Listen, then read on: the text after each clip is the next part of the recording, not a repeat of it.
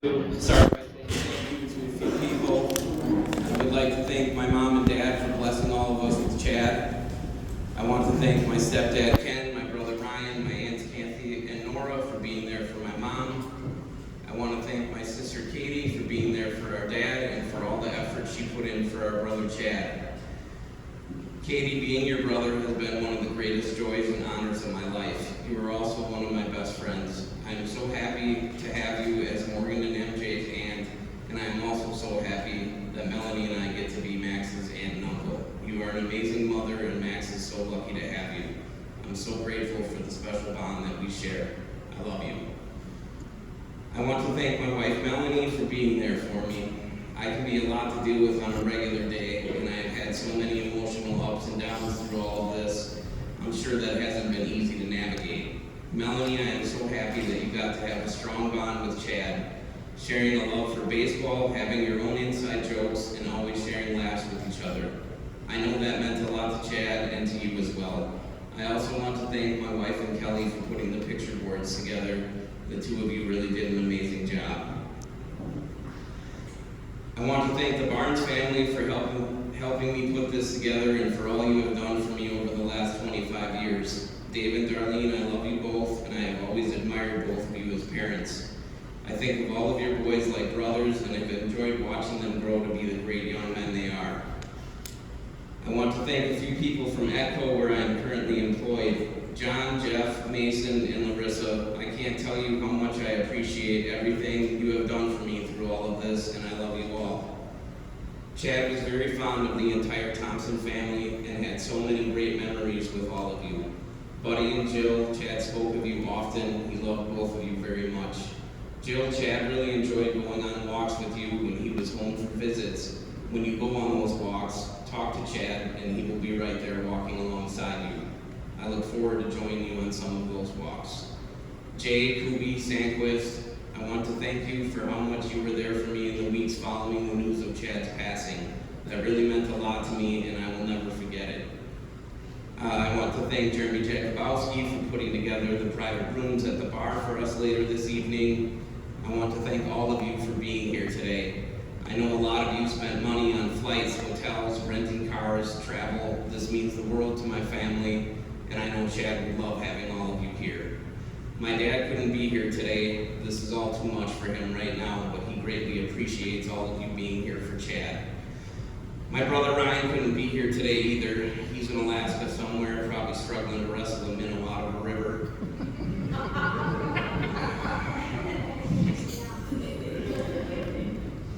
Chad was a loving son, brother, cousin, nephew, uncle, godfather, and friend.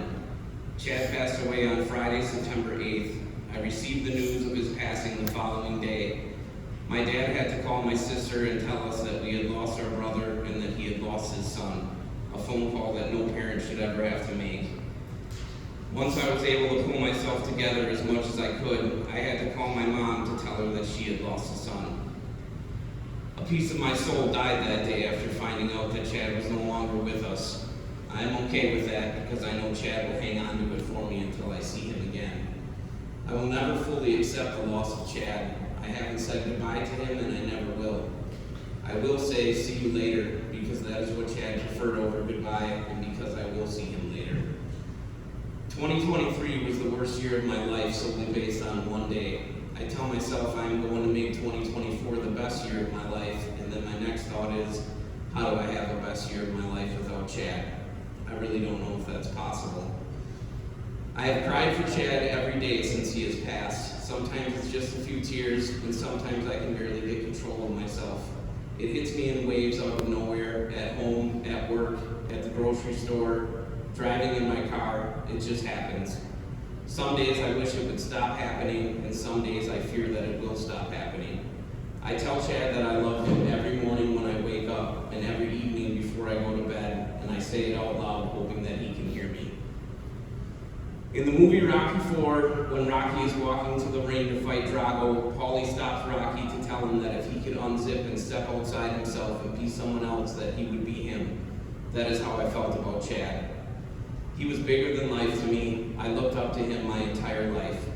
I'm sure there are times when we were younger when Chad would make me mad, especially with me being the younger brother and always wanting to follow him and his friends around, but from our teenage years until now, I can't ever remember being mad at him. We never fought. I was never in a bad mood around Chad. We always shared so many laughs. I don't know if there's anyone who was close to him that didn't share laughs with him. There are days where I still find myself sitting on my kitchen counter waiting for him to walk in the door and say, "What's up, nerds?" with that big smile of his. That's what he always said to Melanie and me whenever he came over to our house. I would be watching a video or have a thought that I know he would find funny and still pull my phone out to call or text him. I will forever cherish every memory that I have with him, and I have so many.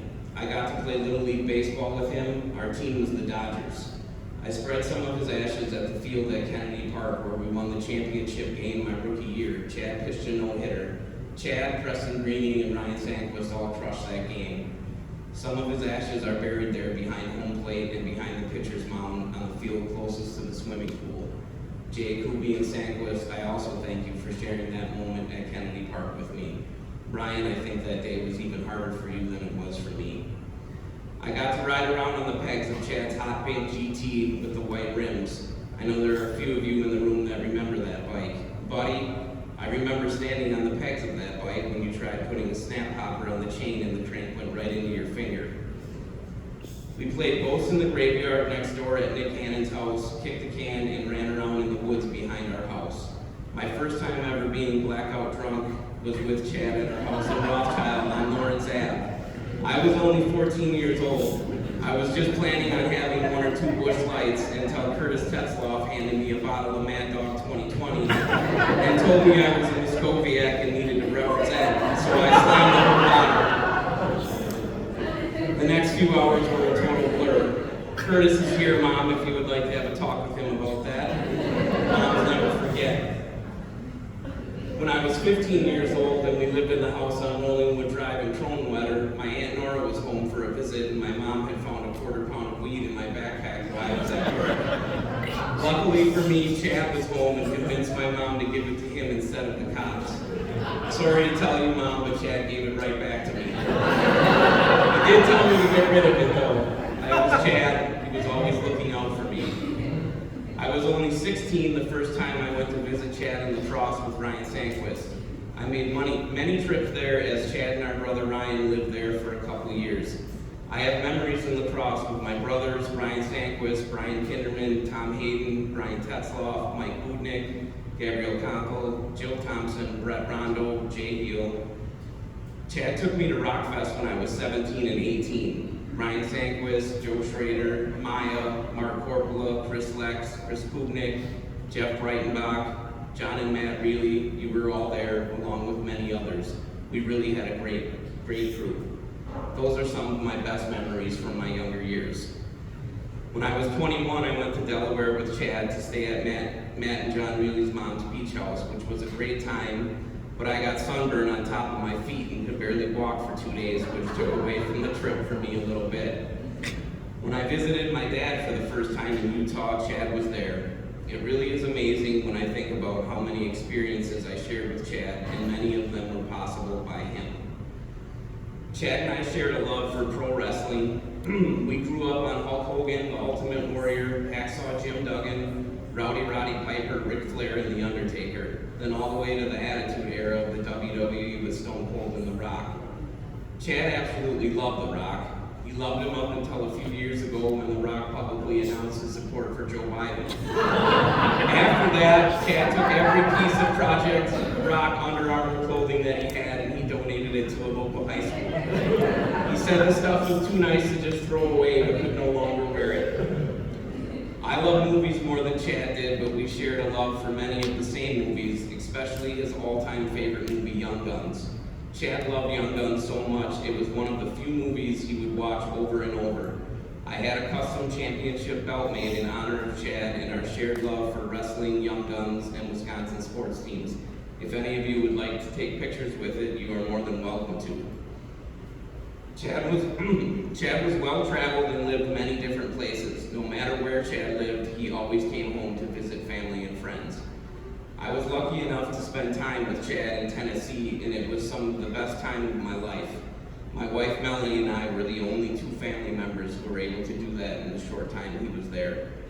Melanie and I went to Gatlinburg, Tennessee for our honeymoon in October of 2022, and Chad drove 3 hours to spend 2 days and a night with us. We went out for breakfast, and Chad, of course, ordered a bowl of soup.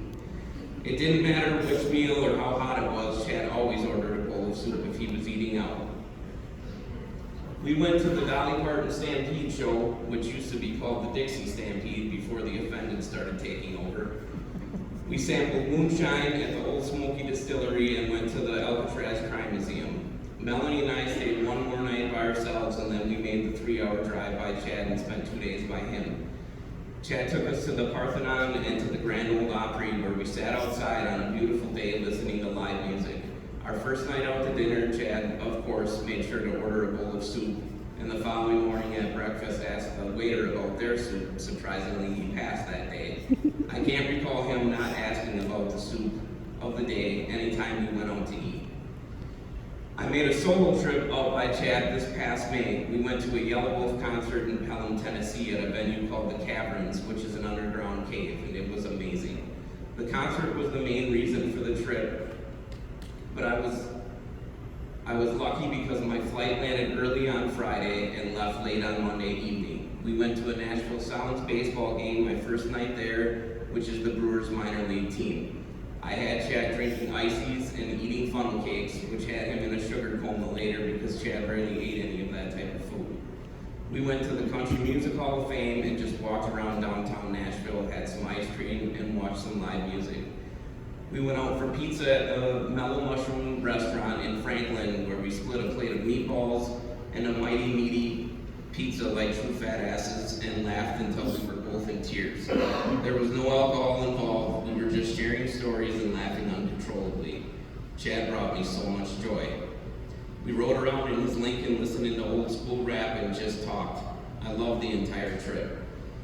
One of my favorite parts of that trip was hiking his favorite trail at Radnor Park with him each morning. We hiked the trail Saturday, Sunday, and Monday morning. It was some of my favorite time that I ever spent with Chad, just the two of us walking and talking about life.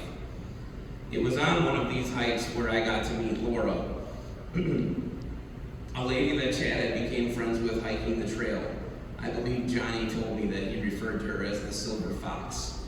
For those of you who don't know, Chad called himself the Cougar Hunter, and mostly went for women around 10 years older than him. Although Laura was a little beyond that and she was married. The story of their first meeting is very Chad and very hilarious. I met Laura briefly on our first hike. It was just a passing by and a short introduction, and then Chad got into the story of introducing himself to her on the trail one day. Mom, sorry for the couple F-bombs I'm about to drop, but it wouldn't be proper to tell the story any other way than exactly how Chad told it to me. So Chad tells me he noticed Laura a few times on the trail and said he had never seen anyone move like her. It was like she was walking on air, he said. So one day he decides to stop her and say, "Excuse me, I just have to tell you that I love seeing you out here all the time, just fucking crushing it. You move like poetry in motion. I see you out here all the time, just fucking dominating, and I love it." Chad loved that word, dominate. He used it in any form he could at any opportunity he had. He said she probably thought I was nuts, and I said, dude, maybe a little, but it probably made her day. They ended up becoming great friends and would stop to talk whenever they saw each other on the trail. I also got to meet Laura's husband, which was also hilarious because after they walked away, Chad looked at me and said, "She usually doesn't hike with that Rudy because he can't keep up with her." Rudy. That was another word that Chad loved to use. When my dad, stepmom, sister, and I were there in November to clean out his apartment, we went to that trail because we wanted to spread some of his ashes there, and I was also hoping to run into Laura so I could share the news of Chad's passing with her. When we got to one of the spots where I wanted to spread some of his ashes, Laura was there, almost like it was meant to be. We shared a hug and a brief conversation, and she informed us that she is a medium and that we could talk to Chad through her. I really don't know what I believe, as far as any of numbers with her, and I do plan on joining her for a hike at some point. We spread some of his ashes there in multiple spots. If any of you visit there and go on a hike, Chad will be there walking right alongside you. Hopefully I can share that experience with some of you at some point. I originally was going to read Chad's letter here today, but I decided not to. Some of you have read it and some have not, or may not have even known there was a letter he wanted everyone to read. If you haven't and would like to, just let me know. For those of you that have read it, I wanted to let you know that on my final day of my last trip in Tennessee, I walked to the testosterone clinic and I dropped off a copy of Chad's letter with a handwritten letter of my own, telling them what was taken from me, my family, and his friends. I got a sign from Chad while I was there too, so I know it was the right thing to do. My sister, Johnny, Jay, and Sanquist also told me they were happy that I did that, so that further confirmed it was the right thing to do. I didn't get a chance to speak with Chad on his final day here, but I was able to text him and tell him that he was my person in this world and that I loved him the most. It's the only small amount of peace I've got throughout this, being able to tell him that. That doesn't mean I loved him more than anyone else did or that I love anyone else less. I just needed him to know. And he did respond back to me, telling me he loved me as well, and I will always be grateful that I was able to tell him that. I have a few small favors to ask of everyone here. The first is remembering Chad for his life and not his death. When we met Laura on the trail that day spreading Chad's ashes, she never asked what happened, which really meant a lot to our dad because normally it's the first thing people ask. I had texted her later asking her why she didn't ask, and her response was because Chad wasn't his death, he was his life, and that really stood out to me. I only have great memories of Chad, and I'm sure that is the same for most of you here. Hold on to those. It's hard to avoid some sadness with the reason we are all gathered here today, but I want everyone here to enjoy each other. We are here because we all love Chad, and Chad loved all of us. Take lots of pictures today and this evening, however long you are staying for. Some of us haven't seen each other for a long time and may not see one another for quite some time after today. My daughter MJ is happy to take photos for everyone here. I would like to take pictures with as many of you as possible today. Take pictures with each other and of any of the stuff of Chad's we have set up here today. If there are pictures on any of the picture boards or in the photo albums you see that you would like copies of, just let me know. Some of you here have been friends with Chad all the way back to elementary school, and some formed your friendships later in his adult life years. Introduce yourselves and exchange contact information. Chad wanted new friendships to form and was also hoping for yearly gatherings amongst his friends. I know a lot of us are spread out all over, but it would be great if we could make that happen together or in separate groups, whatever time of the year. There doesn't need to be any specific date for anyone. I'm having t-shirts made for Chad. Hopefully when those gatherings happen, people can wear them in his memory and share pictures of themselves wearing them. The front of the shirts will say, mentally prepare, physically dominate. That was Chad's philosophy on life and the gym.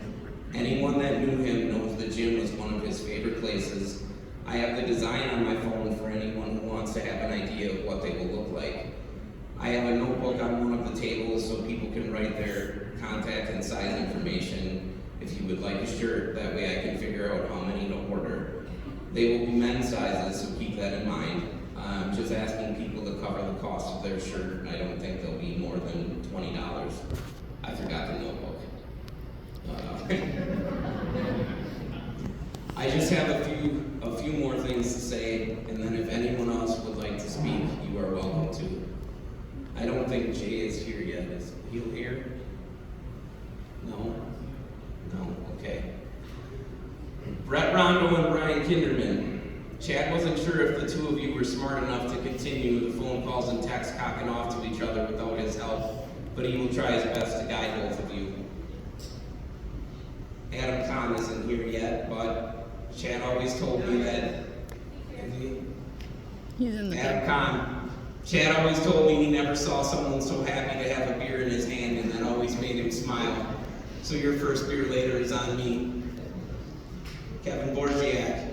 Chad wanted me to tell you that if you watch enough episodes of Suits, maybe you will be a real lawyer someday. I highly doubt it, but I'm sure there's someone that believes in you. Probably in California, definitely no one here. Johnny, Chad wanted me to tell you that you are the all-around best guy he's ever known. Don't ever lose that. Nick Young, Chad wanted me to tell you that he will always be with you at whatever concert you go to. Cheech, Chad wanted me to tell you that he will still be at your wedding, standing right beside you. Ryan Stanquist, Chad wanted me to tell you that you were as much his brother as I am, and now I'm your brother as well.